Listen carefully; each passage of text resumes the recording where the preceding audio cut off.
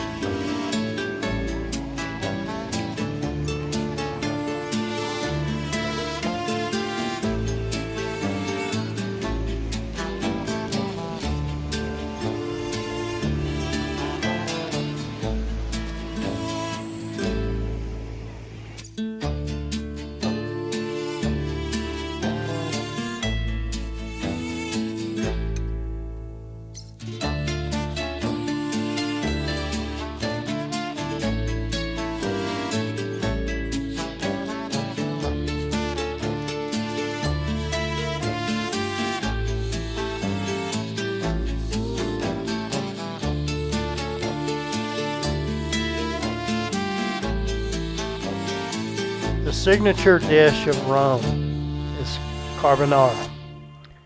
Chef Luciano Monosilio is widely recognized as the king of carbonara. His unique approach to the dish earned a Michelin star, and we experienced it at his restaurant, Luciano Cucina Italiana. He uses a blend of Grana Padano and Pecorino Romano cheeses, and the cured pork cheek is cut into small cubes that are slowly cooked until they are crunchy on the outside but tender to the bite. We understand that the pork is cured in cinnamon. It was certainly perfection.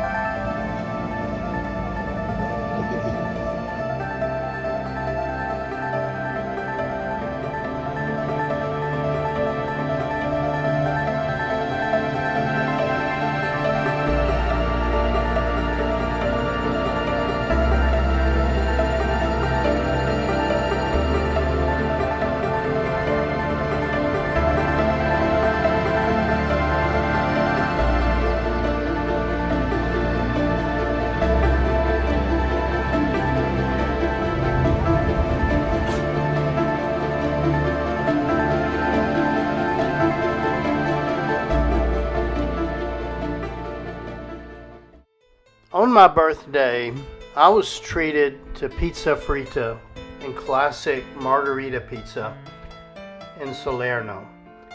Pizza fritta, or fried pizza, is often called a calzone in the U.S. It was stuffed with pork sausage and provolone cheese, along with a very small touch of tomato. It was delicious, but not exactly what I was looking for. We learned that pizza fritta can be made using the same toppings used on most any baked pizza, but we experienced the most common version. I learned something important one night in Salerno. The type of fried pizza I have been preparing at home is called pizza montanara. It originates in the mountains surrounding Naples, where it was prepared by mountain workers, montanari. The pizza montanara we enjoyed was a margherita-style pizza using Parmigiano Reggiano cheese. The dough is fried before the sauce, cheese, and fresh basil are added. Then the pizza is baked in an oven to make the edges crispy. Virgin olive oil is drizzled over the top before serving. It remains my favorite type of pizza. In Salerno, our Airbnb host cooked local specialties one night. The pasta course was capellini con Salerno sauce, which used very thin capellini. It's called angel hair pasta in the U.S. It was made with butter, olive oil, lemon juice, and generous amounts of provolone with lemon zest garnish. We also had fresh buffalo cheese served as a standalone course, and the final course was Parmigiano, an amazing eggplant dish.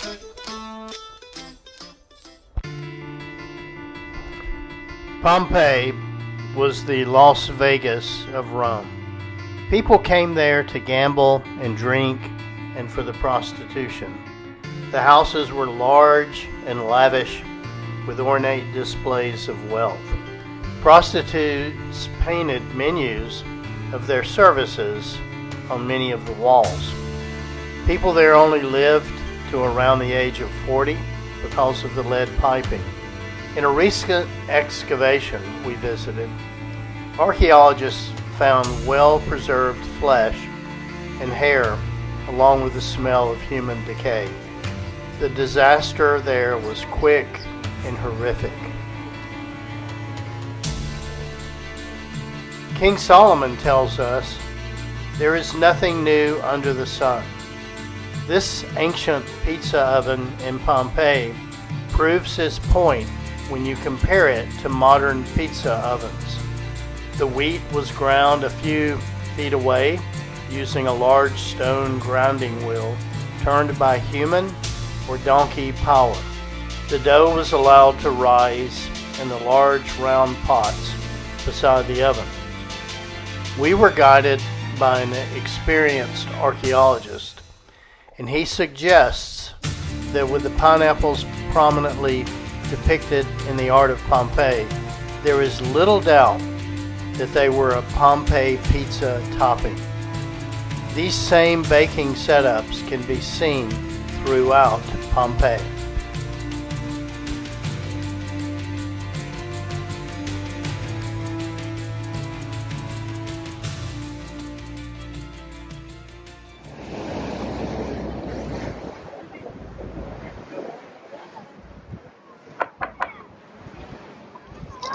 Signori, Positano, ripeto, Positano. We are arriving in Positano.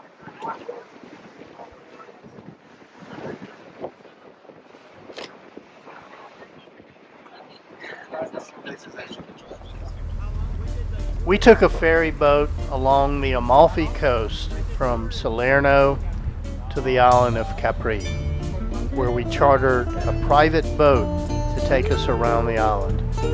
It was wonderful.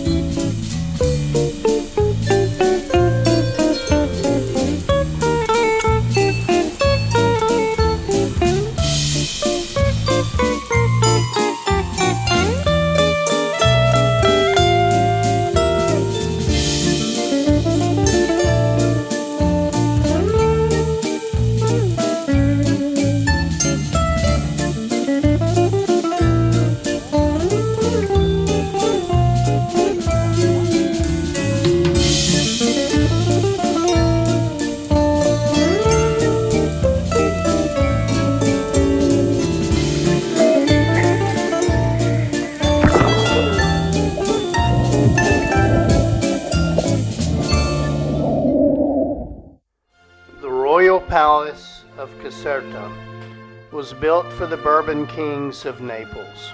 It is the largest royal palace in the world by volume, with 1,200 rooms and a vast park. Construction began in 1751 under King Charles VII to rival Versailles.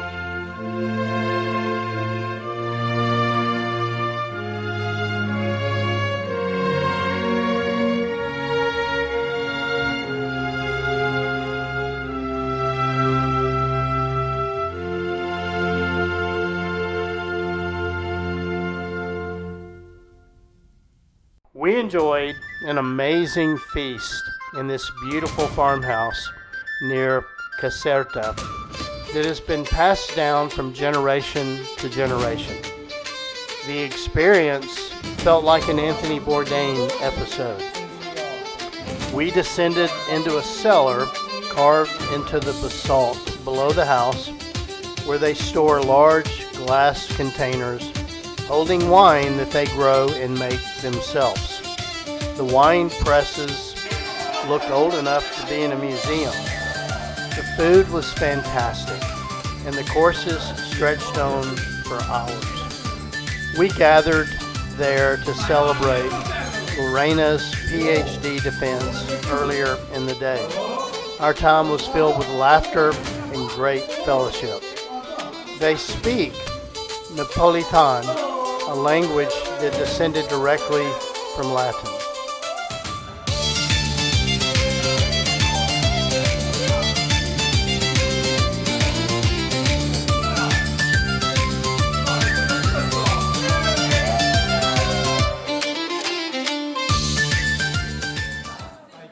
Millions of pizzas are made every day around the world. Considering all of those pizzas, we were blessed to dine at the #1 rated pizza restaurant in the world, I Mazzanelli di Francesco Martucci. It is located in Caserta, Italy. It was amazing, but make a reservation. It was packed. We found an open spot at 10:30 p.m. You can't visit Italy without having at least one Negroni. Sometimes the best travel experiences happen spontaneously. During a backyard dinner feast in Tuscanella, we decided to wake up at 4 a.m. the following morning for a sunrise concert on Bagno Carollo Beach near Ravenna. We walked through a beautiful coastal forest preserve to reach the beach. We then spent the rest of the morning soaking in the sun and swimming in the Adriatic Sea, where I imagined the Venetian trading fleet sailing by in centuries past.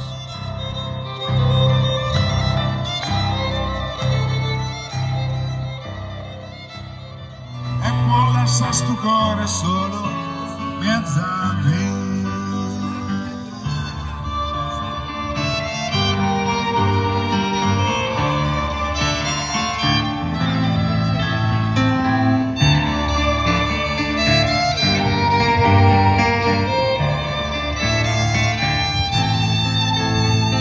Saglie con me e comincia a cantare insieme a note che l'aria dà senza guardare. Angiolina seduti in cucina che piange, che mangia salata di mora. Straniero un disco d'orchestra che gira veloce, che parla d'amore.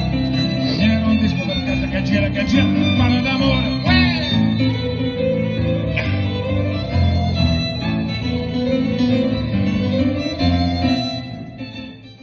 Ravenna was the final capital of the Western Roman Empire from the years 402 to 476 AD.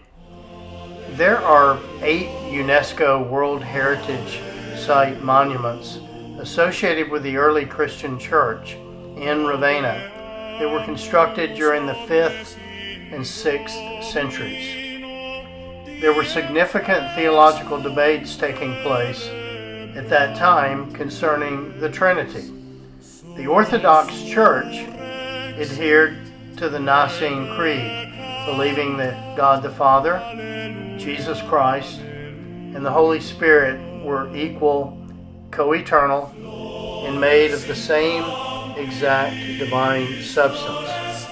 The Arians, on the other hand, believed that Jesus Christ was created by God the Father and was therefore separate and subordinate to him. The Neonian Baptistry in these photos was built more than 1,600 years ago, right as Ravenna became the capital of the Western Roman Empire. It was built on the site of a Roman bathhouse.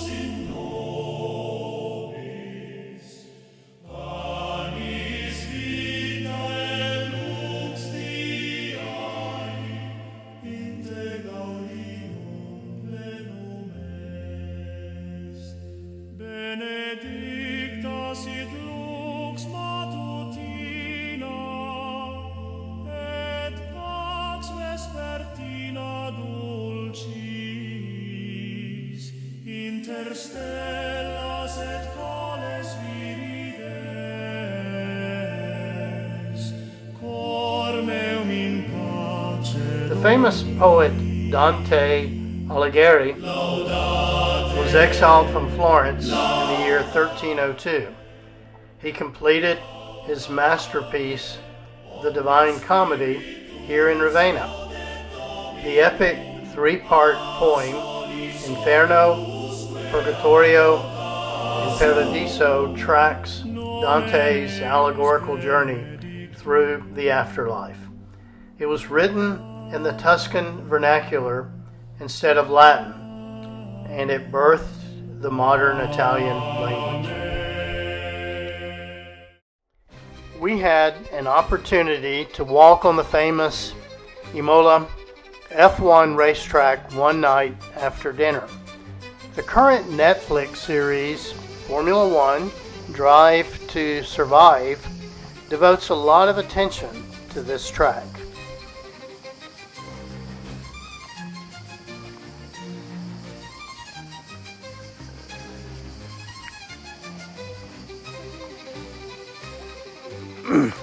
Lorena, do you think your driving skills would work here? I can win the first prize. You could. I could, but I just don't want to Tell me what your technique would be to beat the other drivers. push the gas all the way and But not on the track. Not here. drive. All right, I think you could do it. I think you could win. I can win. I think Absolutely. After dinner one night, we watched local Le Carrare teams practice for the annual race in Castel San Pietro Terme that will occur in September. It is very similar to bobsledding. Each team has a pilot who steers, and a relay team of 4 pushers. The cars are very sophisticated, aerodynamic, human-powered race cars. Entire neighborhoods spend the year training like professional track athletes, drawing massive, roaring crowds into the city center to watch the time trials and high-stakes final races. It is highly competitive and fun to watch.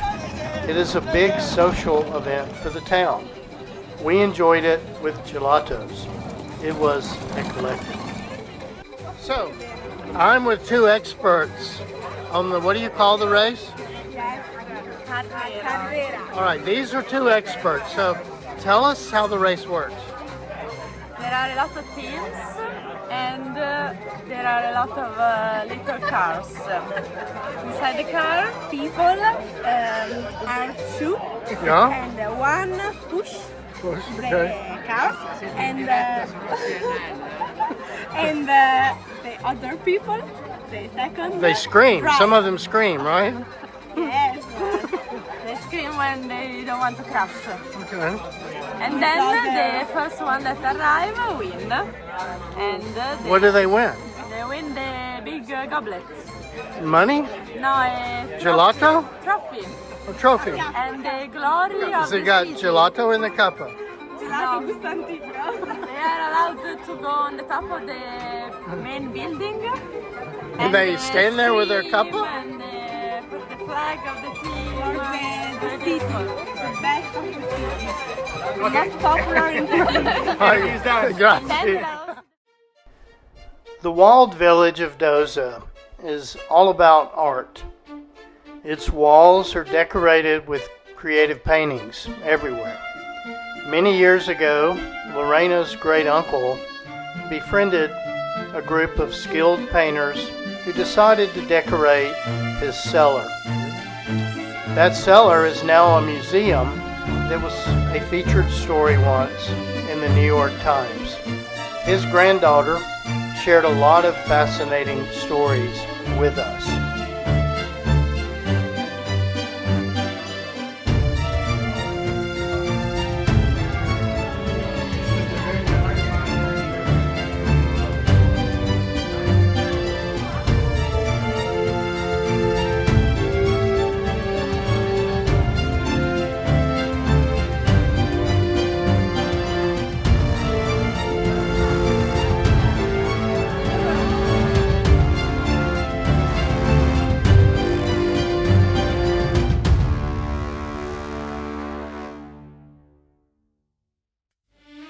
We visited the Poderi della Roche winery near Imola, where Hector, the winemaker himself, introduced us to his wines. It was not a posh and touristy place. We waited for him to arrive from the fields in a makeshift tasting building. Hector's father, grandfather, and great-grandfathers were all winemakers. We heard his humble wisdom on making wines from the ages. The main grapes that they use are Albana, Sangiovese, and Trebbiano. Here are my favorites that they make. Rocco e Rolo is a sparkling white that is fermented in the bottle, leaving sediment. It is a blend of Trebbiano, Albana, and Chardonnay. Albana grapes predate the Roman Empire. This is a very old blend made by his ancestors that is enjoying renewed popularity. It is fresh and amazing. I tasted light citrus hints. It is refreshing after a long, hot summer day. Albana used to be a red before the Romans. However, it transformed into a white over thousands of years. It is a difficult grape to make wine from because it easily oxidizes, turns brown, and loses its taste. It used to only be consumed fresh, but they are now able to protect it from oxidation. We were told that this grape is only found in this region. They make one wine in the traditional style, and the other, Artemisia, is made in a French style that has won many international awards. It is beyond amazing and perhaps the best white wine I have ever tasted.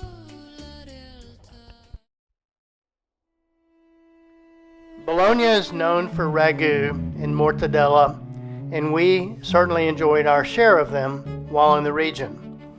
There were once nearly 200 towers in Bologna. These towers were obnoxious displays of wealth in the Middle Ages, where aristocratic families built them to outdo one another. Only about 22 of these towers remain. Many of them are leaning because of rushed construction with poor engineering. Bologna is famous for its porticos.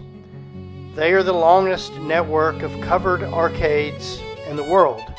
Many of them are beautifully decorated, and we enjoyed the shade as we walked around town, within them to see the 7 secrets of Bologna.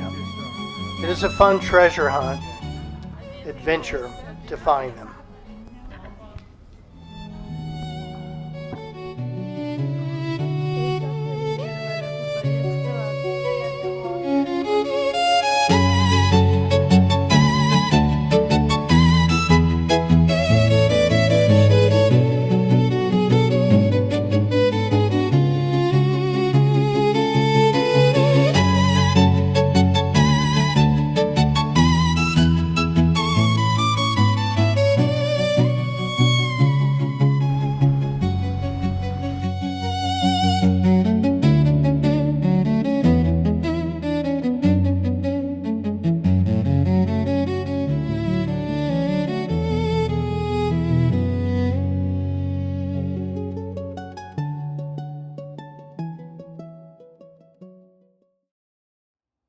After arriving by train into Venice, we quickly boarded a boat to our hotel to drop our luggage and hop on another boat for a 40-minute ride to the island of Burano, where our mission was to experience risotto di go at Trattoria da Romano, a restaurant that has been run by the same family for 4 generations. The list of famous diners is impressive.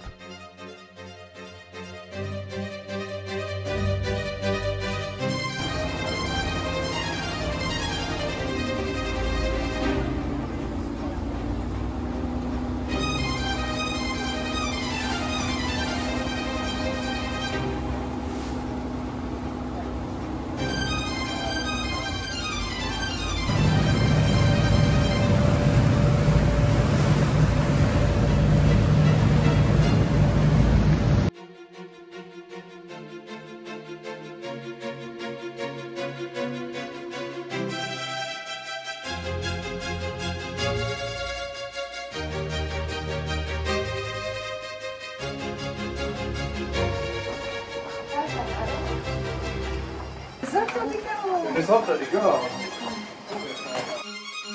Risotto di go is a legendary Venetian culinary masterpiece. It is made using the small lagoon-dwelling goby fish. When Anthony Bourdain tasted risotto di go at Trattoria da Romano on the island of Burano, he said, "There is good risotto, there is great risotto, and every once in a while there is perfect risotto." Well, not only did their risotto di go live up to the hype, but we started our meal with le sarde and sour. It is a classic Venetian dish that is made from fried fresh sardines, topped with slow-cooked sweet onions, white wine vinegar, raisins, and pine nuts. It is amazing. This meal, paired with a fruity, dry Venetian white wine, was an unforgettable dining experience.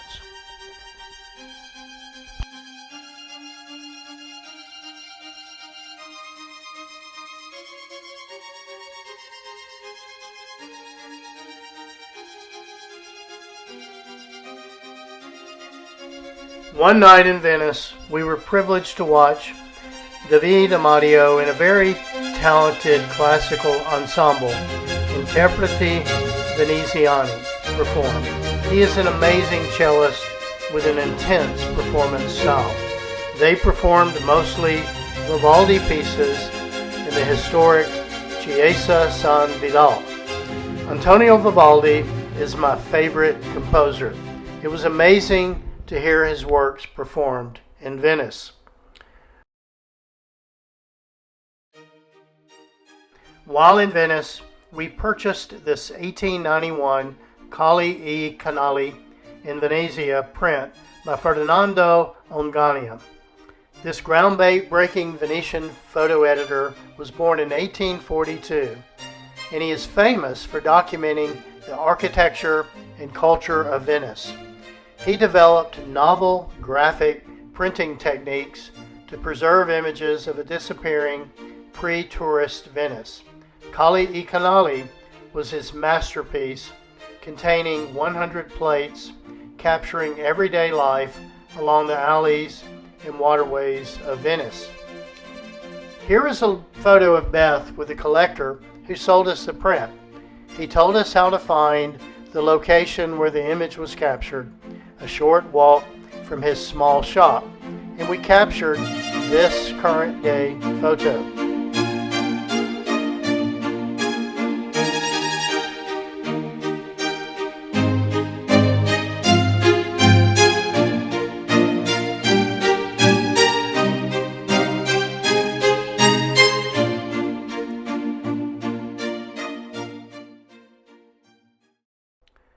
You really can't visit Venice without experiencing the quintessential gondola ride.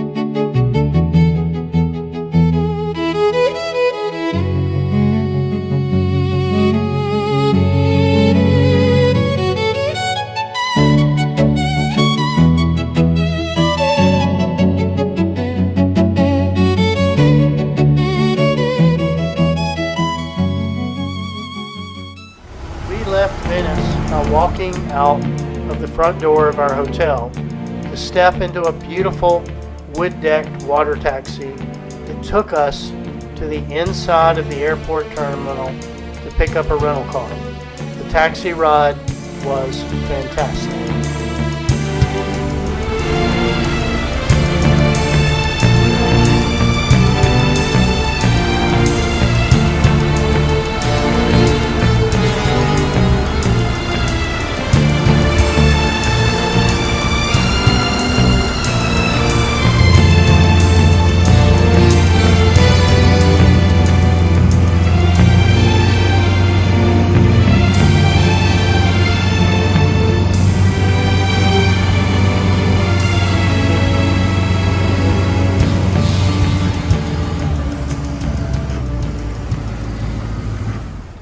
After experiencing the intense summer heat for most of our trip, the Italian Alps, better known as the Dolomites, or in Italian, the Dolomites, were a refreshing, cool relief where warm jackets were often needed. We drove from Venice to our first stop in Passo Tre Croci for a few days. The 2026 Winter Olympics were hosted nearby in Cortina. We walked out of our inn to hike the iconic trail 215 to Lago di Serapis, an alpine lake known for its vibrant, milky turquoise color. The trail passes through a beautiful forest before you encounter several exposed ledges with cables bolted to the wall. There were metal ladders in some locations. It was dicey on the way down when a thunderstorm hit as we traversed the cabled sections on slick rock with scary drop-offs beside us. We started around 10 a.m. and finished around 3:30 p.m. We were glad that we took rain parkas with us. It is one of the most beautiful hikes we have ever done. The turquoise-colored lake from glacial melt is incredible.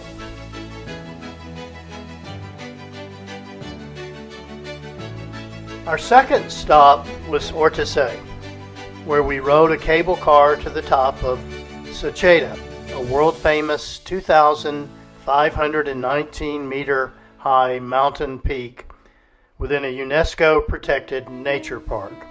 The view was breathtaking and impossible to capture in photos.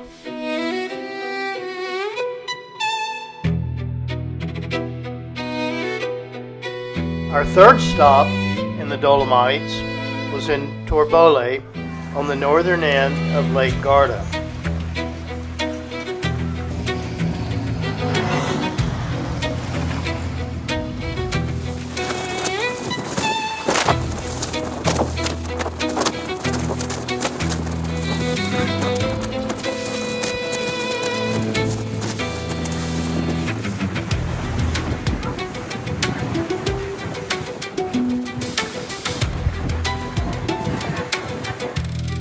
We rented hardtail e-mountain bikes to ride a trail that ascended an almost vertical cliff at a steep angle cut into the rock.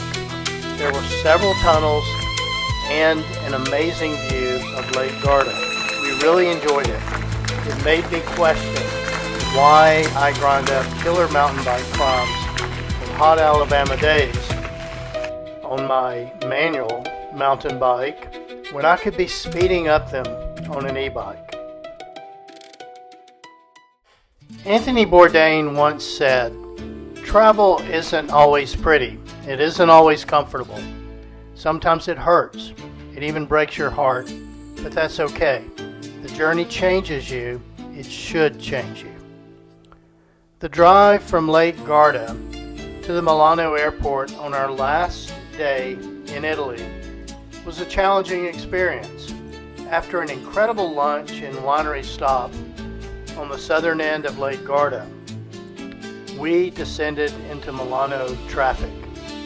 When we reached a toll station about 40 kilometers from the airport, traffic came to a standstill as dozens of lanes of traffic tried to funnel through the pay stations and then fan back out onto the other side, where there was a single wrecked car.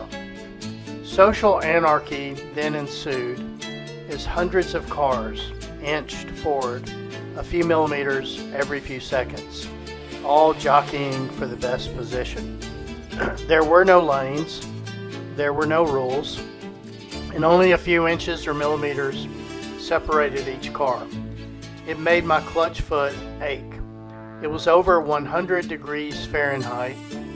We had a low fuel warning in the middle of the jam-packed chaos that lasted for at least 1.5 hours.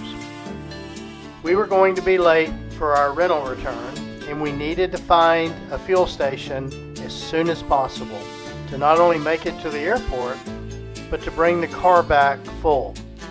While searching for fuel, we found ourselves on very narrow streets, attempting to find a fueling station using Google Maps. It was the messy side of travel. We did not plan every detail of this sort of a spontaneous trip, and that was great. We aimed to enjoy our time with Ben and Lorena and her extended family and capture elements of Italian cuisine to copy at home. One culinary takeaway for us is that Italian recipes are usually simple, but only the freshest and most authentic ingredients are used. That approach leads to perfection. Another takeaway came from entering as many cathedrals and smaller churches as possible. When visiting a new town, I often look for the steeple first and walk there. I observed humble people in pews praying. I could sense the burdens and struggles and hardships they brought in to prayerfully hand over to a sovereign Lord who listens and who cares. As I looked around at the beauty and as I tried to comprehend 2,000 years of church history, I was thankful for the role that these churches played in preserving the scriptures that I can hold and read today. Travel always changes you. The expense makes you richer. This trip was a success.